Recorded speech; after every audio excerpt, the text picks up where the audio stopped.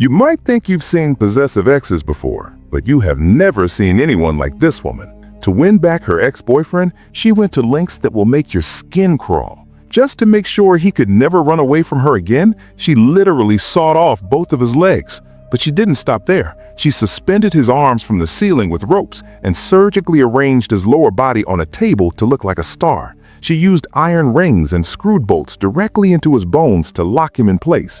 The guy is in agonizing pain, bleeding every time he even twitches, but she doesn't show a shred of remorse. Why would anyone do something this horrific to a good person? Let's find out. The story begins with the woman, Xiao Wen, gaslighting the guy, Ah Wei. She convinces him that the three of them were in a terrible car accident where his current girlfriend, Fan Fan, died on the spot and only the two of them survived.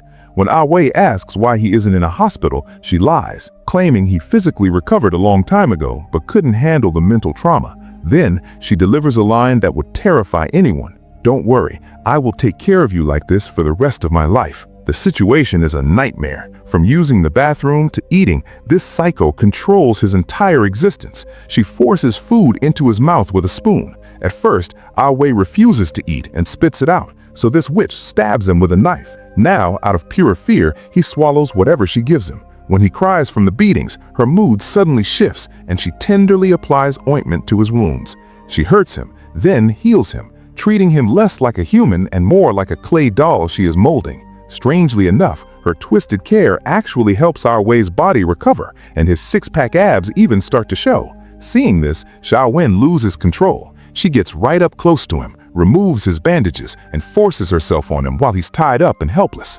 Laying there, Ah Wei realizes he needs a new plan to escape. He changes his strategy. Instead of fighting back, he starts complimenting her cooking. Xiao Wen is thrilled, thinking that even if cutting his legs didn't work, her cooking finally won his heart. Taking advantage of the moment, Ah Wei asks her to untie his hands so he can eat his noodles properly. She figures he has no legs and can't go anywhere, so she unties him. He stays calm, eats, and casually chats with her. Then he offers to comb her messy hair. This makes Xiao Wen emotional, reminding her of their romance before the breakup. But Ah Wei has a hidden agenda. Xiao Wen has a hair loss problem, so while combing her hair, she secretly collects a massive amount of loose strands.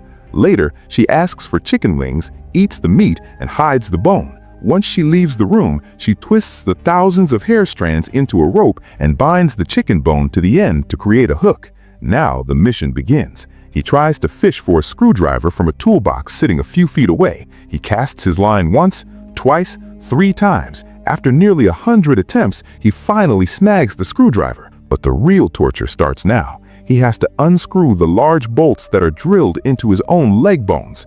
Imagine the agony of unscrewing 5-inch metal rods from your own flesh while fully awake. Blood goes everywhere, but he fights through the pain to free himself. Finally, loose, he drags his body across the floor with his hands, crawling like a zombie toward the exit. But he hits a dead end. The door has a digital lock with a password. Suddenly, he hears a familiar voice from the other side. It's his current girlfriend, Fan Fan. She's calling his name. Ah Wei screams, "I'm trapped in here, call the police, Xiao Wen is a psycho." But Fan Fan is confused and says, "What are you doing here? I saw you at the office this morning."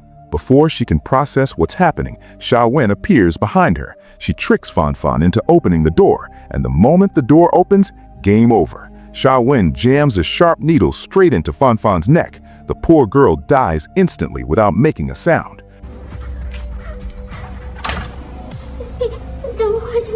What Xiao Wen does next is even stranger. She drags out a life-size doll and starts performing a bizarre ritual over Fan Fan's corpse. She believes she possesses black magic that can transfer life from a human to a doll. She cuts Fan Fan's hand to check for blood flow in the doll, but when she realizes the dead body isn't coming back to life, she just stuffs the corpse into a sack.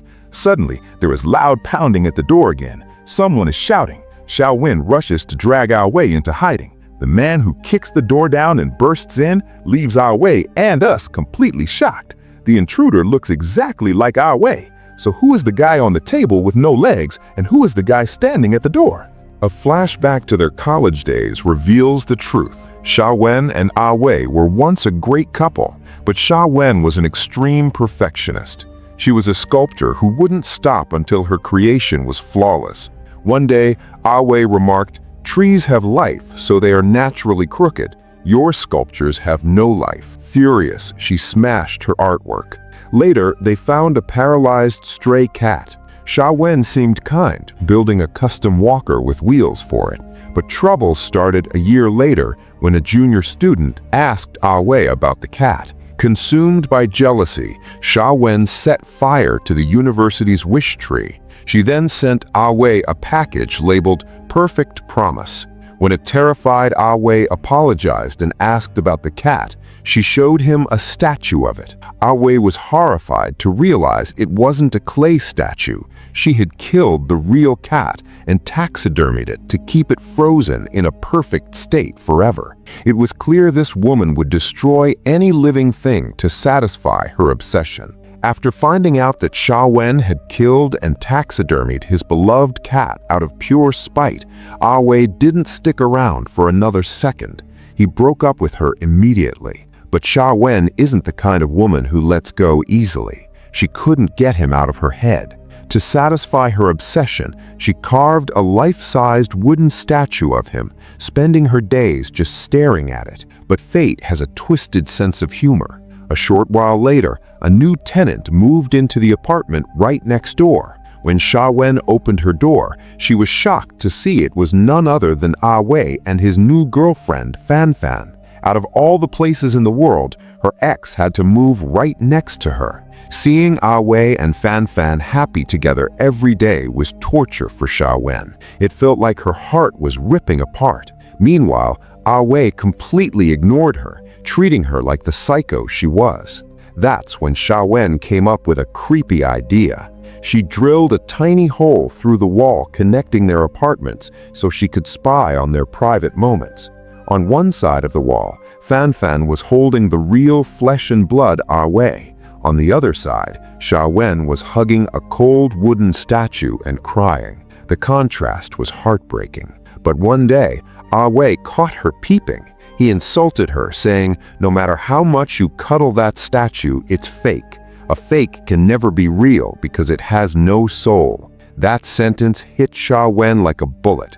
She vowed right then and there that she would turn the fake into the real thing. Sha Wen went down an internet rabbit hole and found a mysterious indigenous tribe deep in the mountains, rumored to practice black magic. She traveled there and witnessed a terrifying ritual in the dead of night. The tribal leader used bird blood and chanted a strange spell, and right before her eyes, a wooden bird came to life and flew away. Sha Wen was stunned. She realized that enough blood and the right spell, wood could be given life. The leader warned her, "Use this power for good, don't do anything crazy." But a woman blinded by obsession doesn't listen to warnings. She took the magic mask and the spell back home. Her target was simple. She wanted to put a soul into her wooden statue. Since the real Ah Wei didn't want her, she would create a duplicate who would only listen to her. According to her plan, she invited Ah Wei over for coffee. She served it in a wooden cup she had carved to be intentionally rough and sharp. When Ah Wei took a sip, the cup cut his lip and he started to bleed. That's exactly what she wanted, his blood. She used that blood to start the black magic ritual.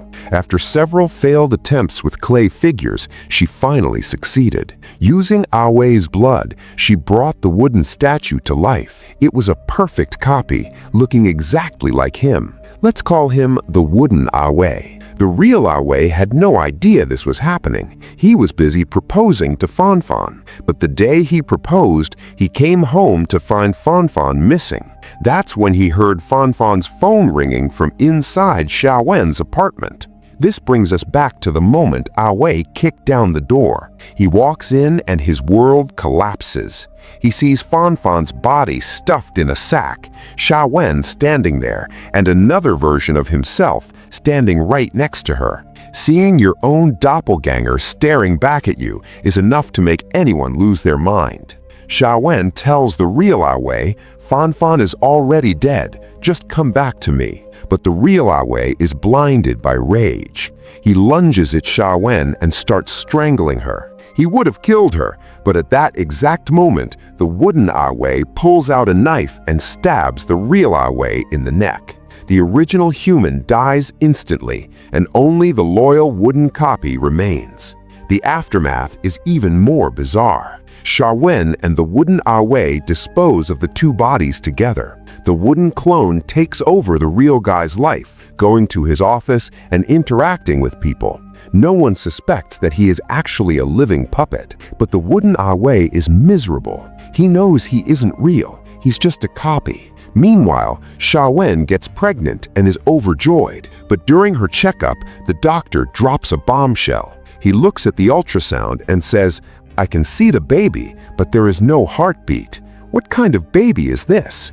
It turns out she isn't carrying a human child. A piece of wood is growing inside her. Xiaowen falls into a deep depression, unable to accept this horrific reality. The situation reaches a breaking point when the wooden Awe can't keep up the charade anymore. He tells Xiaowen, "I can't pretend to be him any longer." He takes a knife and plunges it into his own stomach. Instantly, the magic breaks, and he reverts back to being a lifeless wooden statue. Xiaowen screams and calls the police, but when the cops arrive, they only find a bloody wooden statue lying on the floor. As for Xiaowen, she is nowhere to be found. It's as if she vanished into thin air. The police only find a mysterious black box at the scene.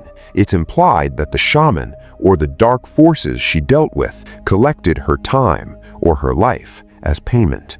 Before we wrap up, here are the details on this story. The movie or series I just told you about is called Black Box or Heihezi. It's a popular Taiwanese mystery thriller series, and this specific episode is titled Fix or Ideal Lover. So, why should you watch this? It has a solid rating on IMDb, sitting around a 7, but numbers don't do justice to the psychological depth here. This story teaches us the terrifying difference between love and obsession. Loving someone means letting them be free, but obsession is like Xiaowen, trying to carve someone into what you want until you're left with nothing but empty wooden pieces. It's a perfect example of how scary human psychology can get. Let me know in the comments what you thought of this twisted tale. And if you're a fan of mysterious stories like this, make sure to hit that like button, subscribe, and ring the bell. The next story is going to be even darker and more intense. Thanks for watching, stay safe, and I'll see you in the next one.